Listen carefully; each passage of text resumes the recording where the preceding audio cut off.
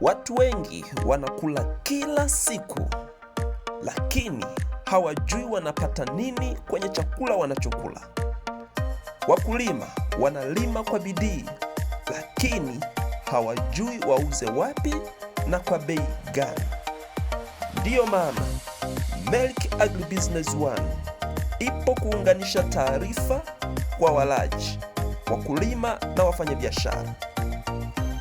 Leo tunaangazia zao muhimu sana ambalo hutumika majumbani kila siku na pia lina thamani kubwa sana kibiashara.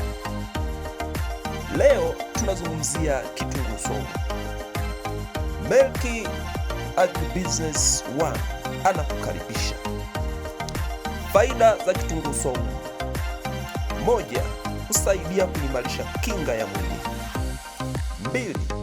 Husaidia kupunguza presha ya damu. 3. Hulinda afya ya moyo. 4. Husaidia mmeng'enyo wa chakula. Ndiyo maana matumizi yake yanaendelea kuongezeka kila siku. Jinsi ya kutumia: kwa matumizi ya kawaida, inashauriwa kutumia kipande kimoja hadi viwili vya kitunguu saumu kila siku. Unaweza kukitumia kwenye chakula au kukiponda na kuchanganya na asali kulingana na hitaji lako.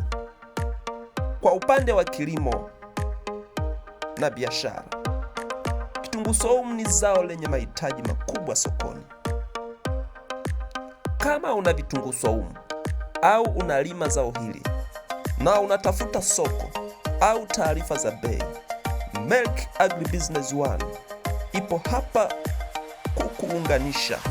Na kama unahitaji vitunguu saumu kwa matumizi ya nyumbani au biashara, endelea kutufuatilia kwa taarifa sahihi. Kwa leo, bei ya kitunguu saumu ni shilingi 6,000 kwa kilo moja, sawa na shilingi 80,000 kwa debe moja. Kama unavutiwa na taarifa hizi, weka comment ya zao au swali unalotaka tujifunze pamoja. Usisahau kusubscribe, kulike na kushare ili nawe uwe sehemu ya jamii ya Melki Agribusiness One.